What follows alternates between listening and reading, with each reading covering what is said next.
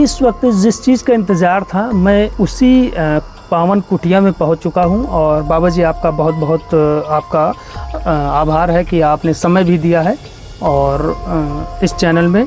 और इसके पहले भी मैं आपके पास आकर के इसके बारे में मैं कई कहानियां और जानकारियां मैंने आपसे ली हैं। और एक बार फिर मैं आपको कष्ट देना चाह रहा हूं और आपको प्रणाम कर रहा हूं। तो एक चीज़ ये बताएं कि बहुत लोगों के मन में जिज्ञासा है कि जब उनसे ये चीज़ के बारे में बताया जाए कि कोई ऐसा पेड़ है जिसके छाल पर राम का नाम अंकित मिलता है, जब छाल उतारो तो उसके नीचे राम का नाम अंकित मिल जाता है। लोगों को कहना है कि ये प्राकृतिक चीज़ है, ऐसा कैसे हो सकता है। फिर कुछ लोग तर्क देते हैं कि भगवान राम के नाम में बहुत शक्ति है, ऐसा संभव हो सकता है। तो कुछ लोग कहते हैं नहीं, ऐसा संभव नहीं हो सकता है। तो इसकी सच्चाई क्या है, मैं चाहता हूँ कि आप अपनी ज़ुबान से बताएं। ऐसा साहब कि जो मेरे पिता थे तो हमने अपने पिता से पूछा, पिताजी ये राम राम का जो पेड़ है ये कब से है?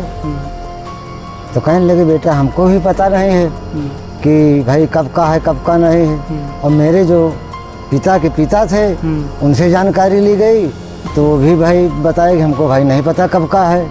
तो भाई परमात्मा तो हर कण कण में बसे हुए हैं, इनका कोई रूप देख नहीं सकता है। अच्छा, तो आपका कहने का अनुसार ये है कि इसका अभी तक साक्ष्य नहीं उपलब्ध हुआ कि ये कितना पुराना है? ना, इसका कोई अंत नहीं भाई, इसको कोई पता नहीं लगा पाया कब का पुराना है। अच्छा, ये जो वृक्ष है आपके अनुसार इसे किसने लगाया होगा?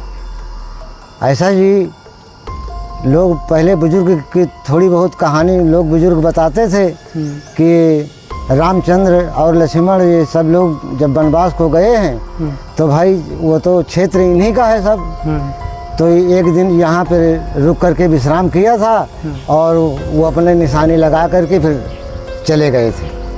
अच्छा, यही कहानी बताते हैं लोग। अच्छा, आपकी उम्र कितनी हो गई होगी?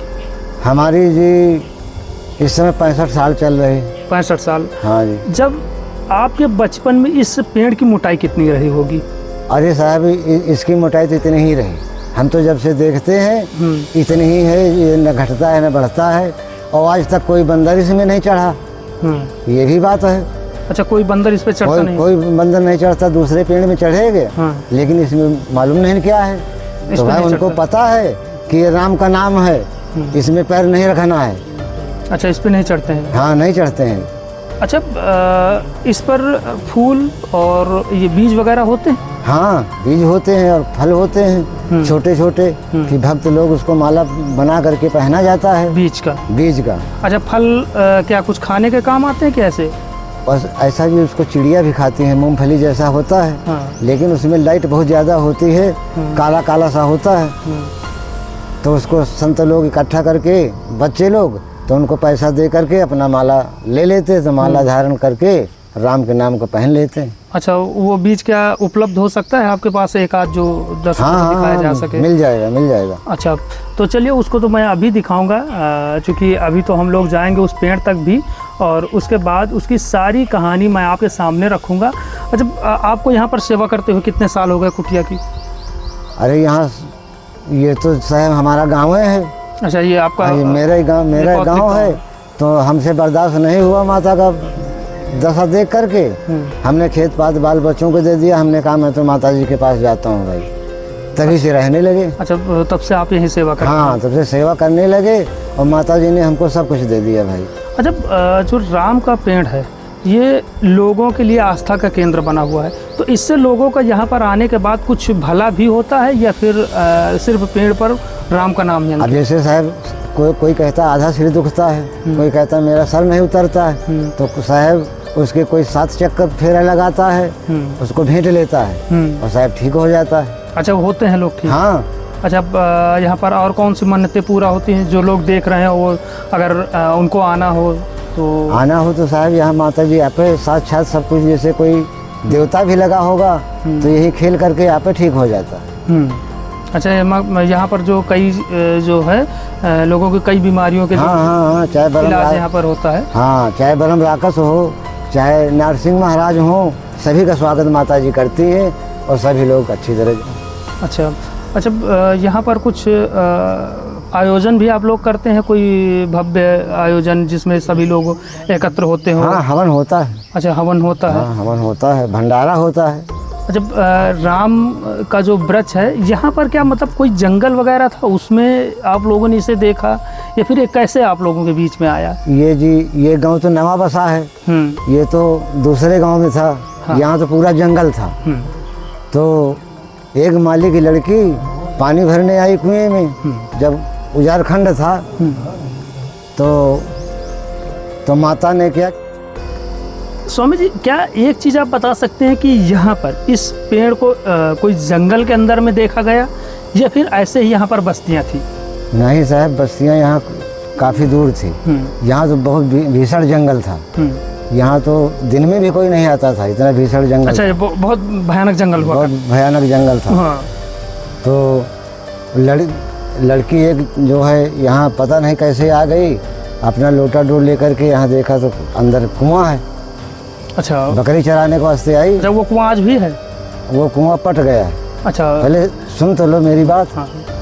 तो वो लड़की जब पानी भरने लगी तो इसकी लोटा डोर खींच लिया नीचे से, तो लड़की कुएं के अंदर चली गई। जब कुएं के अंदर चली गई तो देखा वहाँ सारी माता वहाँ बैठी हुई अंदर। तो भाई माता जी ने कहा जाओ अपने माता पिता से कह दो कि माता जी कुएं में हैं, इनको निकलवा लें। फिर भाई उन जा कर के वो लड़की भागते गई, लोटा डोर यहीं छोड़ के चली गई। भागते गई, बताया कि ऐसी ऐसी बात पिताजी है, और माता जी से बताया तो माता जी भाई पूरे गांव में चिल्लाना शुरू कर दिया। दूसरे दिन ले के फौड़ा आए, फिर भाई यहाँ निकालना चालू कर दिया। अच्छा, तो मूर्तियाँ निकालना? हाँ, तो जितनी मूर्ति हैं साहब ये, हाँ, सब उसी कुएं से निकली हुई है। अच्छा, टोटल वही कुएं की हाँ, मूर्तियाँ हैं? ये कुएं से निकली हुई मूर्तियाँ हैं। अच्छा। तो फिर जब पता नहीं कैसे क्या हुआ, काफ़ी मूर्तियाँ तो निकाल लिया गया बाहर। फिर मालूम नहीं कि फौड़ा लग गया कि कहाँ से अकस्मात उसमें खून की धार निकल पड़ी। जब खून की धार निकल पड़ी तो भाई सारे लोग फरुआ छोड़ के भागे ऊपर को। इतने में कुआं सब भर गया पानी से। हाँ। तो उसको तोप दिया गया। अच्छा, उसी खून की वजह से उसी की? हाँ, बंद कर दिया गया, पटाई कर दी। हाँ, फिर उसी की माता यहाँ सब विराजमान है। अच्छा, वहीं की। अच्छा, एक चीज़ और है, जैसे कुछ लोग कहते हैं कि भाई इस पेड़ की जो छाल है वो पहले निकाल के दिखाई जाए, तो क्या चल के हम लोग उसे देख सकते हैं वहाँ पर? हाँ, देख सकते हैं भाई। तो चलिए, हम लोग तैयार हैं वहाँ पर पहुँचने के लिए, उस वृक्ष तक, और वहीं पर चल के आपको पूरी कहानी दिखाएंगे कि कैसे उस पेड़ की छाल निकालने पर किस प्रकार से लिखा हुआ राम का नाम अंकित मिलता है।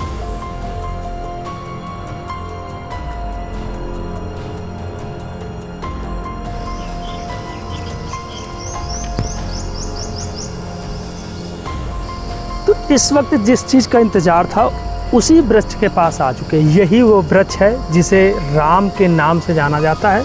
इसकी हर छाली निकालने पर राम का नाम अंकित मिलता है। आप देख सकते हैं इसमें पूरे में ऐसा लिखा हुआ जैसे लगता है किसी ने लिख दिया हो, क्योंकि सब निकालो तो इसके अंदर से वैसा ही राम का नाम अंकित शब्द निकलता ही है। तो इस समय मेरे साथ में स्वामी जी हैं जो इसकी रखवाली करते हैं, और अभी तक वैसे यहाँ पर इनको कोई ऐसा विशेष पैसा नहीं मिल पाया जिससे कि इसका सौंदर्यीकरण कर सके, लेकिन धीरे धीरे ये अपने खुद का जो इनके पास ज़मीन है उससे जो अनाज मिलता है उसी को बेच करके कुछ थोड़ा बहुत सौंदर्यीकरण कर रहे हैं। वो चीज़ें मैं आपको दिखाऊंगा कि कैसे ये अपने हाथों से ही मूर्तियाँ बनाते हैं और अपने हाथों से उसका सौंदर्यीकरण। लेकिन यहाँ पर बात अभी हो रही है इस पेड़ की, कि अभी आप लोगों के मन में उत्सुकता होगी कि भाई वो चीज़ अंकित कराएं। जैसे अब मैं दिखाऊं, यहाँ पर देखिए, ये देखिए, ये आपको राम का नाम लिखा हुआ मिलेगा। उसके बाद और ऊपर जाइए, ये यहाँ पर राम का नाम, ये तो इसके बाद जो कुछ लोग हैं जो ये यहाँ पर इधर देखिए, ये सारी, ये देखो छाली मैंने निकाला, ये देखो, ये सब, ये देखो छाली मैं निकाल रहा हूँ, और इस पर देखो आप लोग राम का नाम लिखा हुआ मिलेगा। तो ऐसे ये देखिए, ये सारा का ये पूरा मैंने निकाला, ये सब राम का नाम। और इसके बाद ऊपर देखिए जहाँ पर कि किसी का हाथ ही ना पहुँचे, ये जो ऊपर सारे सब। तो यहाँ पर अच्छा स्वामी जी, अगर कोई ये कहता है कि भाई ऐसे कैसे माना जाए, कोई छाली स्वयं निकालो पूरी और उसके नीचे का अंकित किया जाए, तो है कोई ऐसा? हाँ, चलिए देखो, दिखाते हैं। चलिए, तो थोड़ा सा कैमरा पास में ले जा करके दिखाया जाए। ये देखो। हाँ अच्छा, चलिए एक तो हुआ, लेकिन अब दूसरा भी दिखाया जाए, क्योंकि कहीं भी चलिए। और यहाँ पर अच्छा, हाँ ये देखो। हाँ ज़रा पास में लिया जाए, ये देखो निकला। हाँ इसको पास में दिखाया जाए कि कितना सटीक नाम लिखा हुआ है। तो ये दिखाई पड़ा है। वैसे ज़्यादा उभर रहा है धीरे धीरे, क्योंकि अभी ताज़ा निकाल दिया गया है। अभी ये देखो, ये यहाँ पर ये देखो, ये निकाला है, ये देखो। तो ऐसे यहाँ पर जब आप निकालोगे तो यहाँ पर राम का नाम शब्द अंकित मिलेगा। और इसकी जो खासियत क्या है कि इसका बीज जो है वो जैसे मोती चमकता है। ज़रा कुछ चीज़ें हैं जो मैं आपको इसलिए एनालाइज़ करना चाह रहा हूँ। मैं जानता हूँ अभी आप लोगों को कमेंट आना शुरू हो जाएंगे कि ये सब हाथ के लिखे हुए हैं। भाई मैं पहले ही बता रहा हूँ कि ऐसे ढंग के उभार आते हैं जैसे लगता है कि इनको हाथ से जितने लोग आते हैं, क्योंकि हर कोई यहाँ पर पूजा करने आता है, हर लोग इसे देखने आते हैं। तो करते क्या है कि एक छाली, जैसे मैंने इसे निकाला, ये देखिए, ये इसे निकाला, इसे पूरा मैं निकाल रहा हूँ, थोड़ा सा टाइट है। अब सोचो इसको निकालने के बाद इसके नीचे जो ये राम का नाम निकल रहा है, अब इसके नीचे जब कोई दोबारा खुरचेगा तो उसके नीचे आएगा। तो इससे होता क्या है कि उभरता जाता है और ऐसा लगता है कि किसी चीज़ से लिख दिया गया। तो चलिए अब बात आती है उस बीज की, जो मैंने आपको बताया कि इसका बीज जो है इतना चमकदार होता है जैसे मोती। तो आपके पास कुछ बीज होंगे क्या स्वामी जी? हाँ, तो चलिए उसे दिखाया जाए। 5-6 बीज पड़े रहते हैं पास में। अच्छा हाँ, तो ये है, ज़रा कैमरा पास में लेके देखिए, ये कितने अच्छे से देखिए, ये बीज जो है मोती जैसे चमकते हैं। अच्छा, इनको जो उपयोग में किस चीज़ में लिया जाता है? ये संत लोग पहनते हैं माला बना करके। हाँ अच्छा, इसका जो एक चीज़ मैं और भी बता दूं, ये मोती जैसे चमकने वाले, जैसे मोती जो है सीप में निकलता है, वैसे ही सीप ही जैसा इसका फल होता है और उससे ये मोती जैसे दाने निकलते हैं। ये देखिए मेरे नीचे देखिए, वैसे इसमें कांटे होते हैं ना। हाँ। तो थोड़ा सा आसानी से उठाने की, और पूरा डाली उठा लो, डाली नीचे से। तो इसमें देखिए, ये देखिए कितने कांटे सारे लग गए हैं, क्योंकि ये बहुत खतरनाक होता है। ये देखो ये कच्चे दाने हैं, और यही जब जो है ऐसे हो जाते हैं तो ऐसे सीप की तरह चमकते हैं। तो इसमें इतने ज़्यादा कांटे होते हैं कि अगर आपके हाथ में जरा भी छू जाए तो पूरे हाथों में कांटे ही निकालना मुश्किल हो जाता है। तो इसको जो है, इसकी कीमत बहुत है।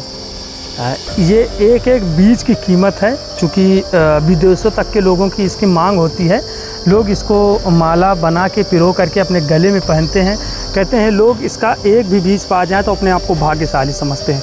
सोचिए स्वामी जी, इसमें से 10 से 15 बीज होंगे और कितने समय से इसको संजोया होगा, कितना, क्योंकि अभी मैंने दिखाया एक पूरा का पूरा इसका फल निकाला गया, उसमें एक भी बीज नहीं था, उसमें सारे सूखे। तो इसमें कहीं हज़ारों में एक आध निकल के आता है, तो इसलिए इसकी कीमत बहुत ज़्यादा है।